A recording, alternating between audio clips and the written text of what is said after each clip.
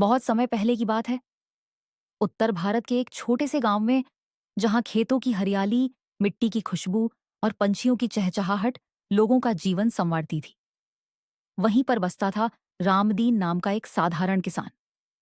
रामदीन गरीब था, लेकिन ईमानदारी और मेहनत उसकी सबसे बड़ी पूंजी थी। उसके पास जमीन बहुत कम थी, लेकिन हर रोज सुबह सूरज निकलने से पहले वह बैल की जोड़ी के साथ खेत में उतर जाता। उसका विश्वास था, मेहनत का पसीना ही असली धन है। झूठ और लालच से मिला सुख कभी टिकता नहीं। गांव वाले रामदीन को मानते थे, क्योंकि उसने कभी किसी से छल नहीं किया, किसी की मजबूरी का फायदा नहीं उठाया। लेकिन उसी गांव में रहता था एक और इंसान, ठाकुर रघुवीर सिंह, गांव का जमींदार।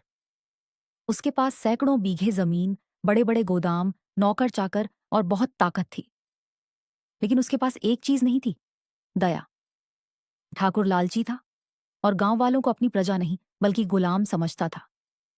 गांव में लोग उसे देखकर डर जाते। एक दिन गांव के चौपाल पर भीड़ लगी थी। ठाकुर घोड़े पर बैठा आया, पीछे उसके पहरेदार खड़े थे। सुनो ओ किसानों, इस साल जिसने भी मेरा कर्ज नहीं चुकाया उसकी जमीन अब मेरी होगी। गांव में सन्नाटा छा गया। बेचारे किसान डर से कांप उठे। रामदीन भीड़ में खड़ा सब सुन रहा था। उसका दिल धड़क रहा था, क्योंकि उस पर भी कर्ज था। लेकिन उसने ठान लिया था, वह अन्याय के सामने झुकेगा नहीं। बेटा रामदीन, ठाकुर से भिड़ना आसान नहीं है। उसके पास ताकत भी है, पैसे भी, और सरकार तक में उसकी पहुंच है। आओ बाबा, अगर हम सब डरते रहे तो यह जुल्म कभी खत्म नहीं होगा। सत्य की राह कठिन है, लेकिन जीत उसी की होती है। वक्त बीता और गांव में सूखा पड़ गया। फसलें बर्बाद हो गईं। लोगों के घरों में अनाज का एक दाना भी न बचा। गांव वाले ठाकुर के पास पहुंचे।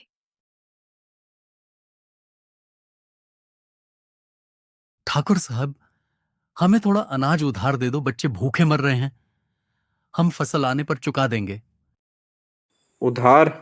अरे मूर्खो, दुगना बेच दोगे तभी मिलेगा अनाज, नहीं तो भूखे मर जाओ, मुझे कोई फर्क नहीं पड़ता। गांव वाले रोते हुए लौट गए। बच्चों की भूख से तड़पती चीखें हवा में गूंजने लगीं। लेकिन रामदीन चुप नहीं बैठा।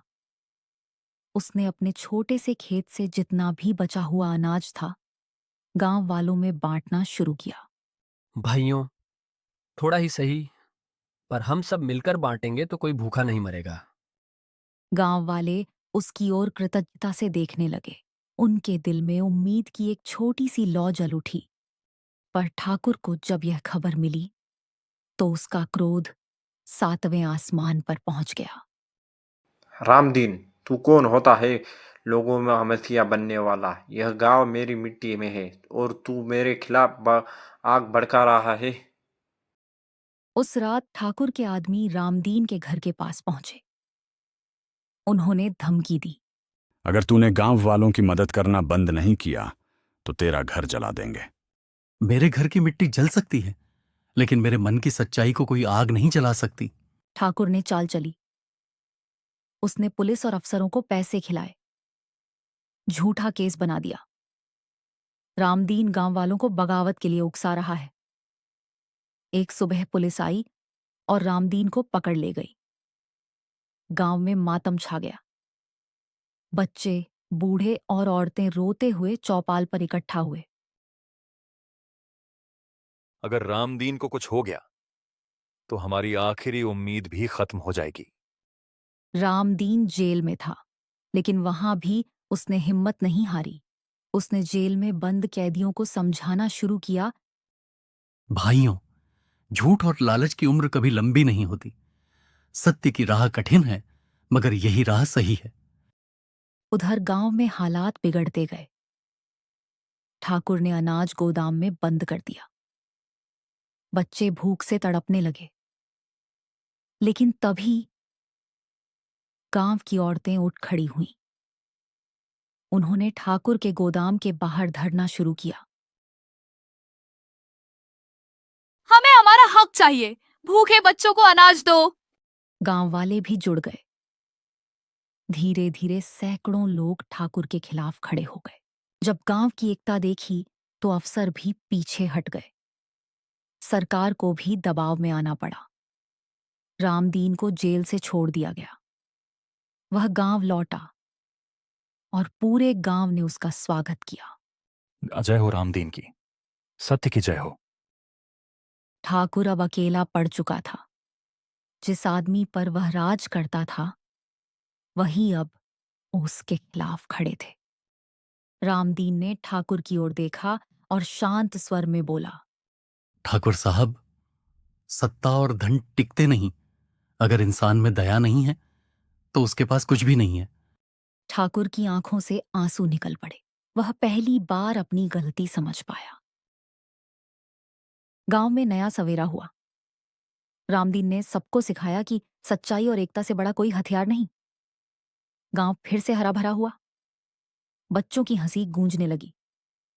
लोगों के दिल से डर मिट गया। और ठाकुर, वह अब उसी गांव में रहता था, लेकिन पहले जैसा अत्याचारी नहीं रहा। उसने भी धीरे धीरे इंसानियत की राह अपनाई। दोस्तों, यह कहानी सिर्फ रामदीन और ठाकुर की नहीं है। यह कहानी हर उस इंसान की है जो अन्याय के सामने झुकने से इनकार करता है।